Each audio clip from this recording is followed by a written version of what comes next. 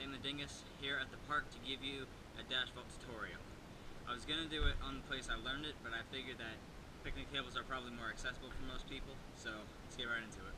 So initially I would say that a speed vault is required to learn this, especially when I get over to how to break the fear for this move, and then just general jumping capability and a decent obstacle. I wouldn't recommend a rail, especially for learning on. It's a little bit sketchy. Out of all of the basic vaults, nothing like double Kong yet, this is probably the most mentally difficult one to do, along with the Kong in reverse, but I personally found this one the scariest.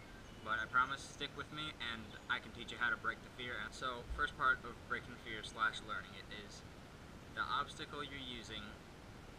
If you can jump over it already, it'll make it a ton easier breaking the fear because you're not afraid to just go ahead and just jump.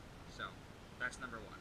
You can jump over it, good. If you can't, or you don't want to find out yet, that's fine, but if possible, find a smaller object. I'm going to go over some of the motions for the setup now without use of an obstacle. So, like most vaults or moves where you have running going on, by the way, for this one you need more speed than usual, so you have to be ready to commit to it, or else you might smack yourself up. So, as I said, you will do a hurdle for this, not a punch. This is super important, because when I tried to learn it, well, when I did learn it, I was doing it off of 2 feet at the same time, like a punch front flip, but that's not going to work. That might work for some vaults, but this will just totally screw you up. Go 1, 2, and then you kick up with the other. After you do your hurdle, after you've gotten good speed, you find which leg you feel more comfortable jumping on. Like if you went to try to touch a rim on a basketball net or a slam dunk, whichever leg that kicks is the same leg you want to kick now. So that leg will go up, and then after it's gone up a bit over the obstacle, then you jump and bring the other one up next to it, and then you just clear it like that. Couple details on that. If possible, once you get good at it, you want to be able to get your hips up higher in the air and lean back. That's pretty key, because if you try to keep a very straight body posture when you do this, and you do the whole kick thing, you might just hit the obstacle and fall down. Has never happened to me, but I've always been scared of it. So, good speed, jump, kick, lean back a bit so that your legs have space to get height and clear the object.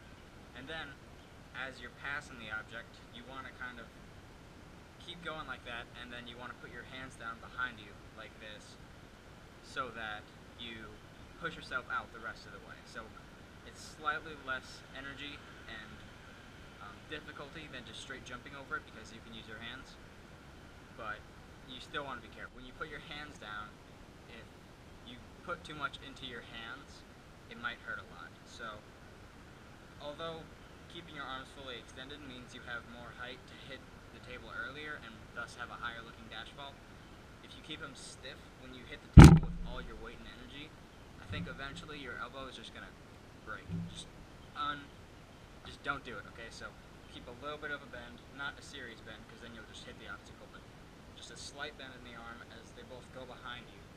And then once your hands hit the ground, then you push forward and step out of it, preferably on 2 feet. Split if you can, so you can keep running out of it, but 2 feet is fine if you're just starting.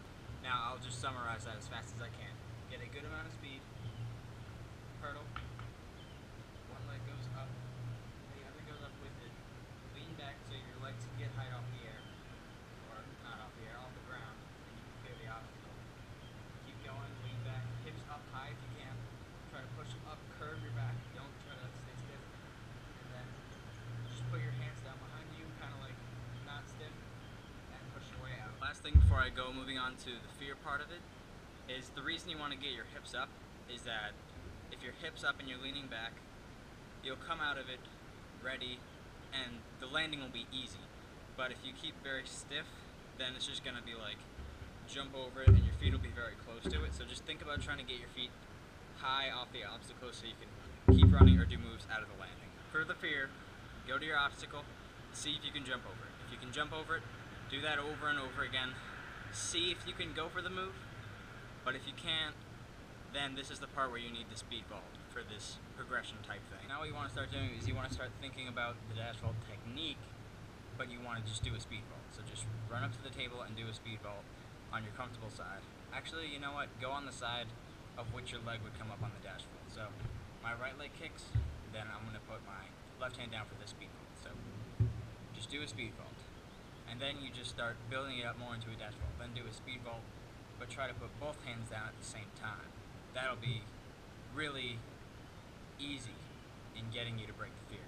Once you have both hands down, it's super easy, and just try to get your legs a little bit straighter. Still allow yourself to go off to the side with both hands coming down, but then once you just get over getting your hips in front of your hands and putting them down, then I'm pretty sure within 10 tries you'll be able to go straight through. So I'll demonstrate that very quickly.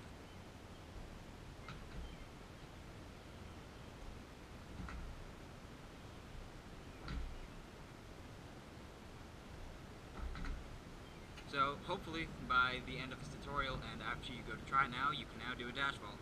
So congratulations. This one it's the one that most beginners have trouble with, I think, because most of them can pick up the Kong. But dash vault, a lot of my friends who I do it with can't do it yet, so I hope this will help them. So next tutorials will probably be Kong vault and reverse vault, and then I can start getting into all the cool variations and stuff. See you later.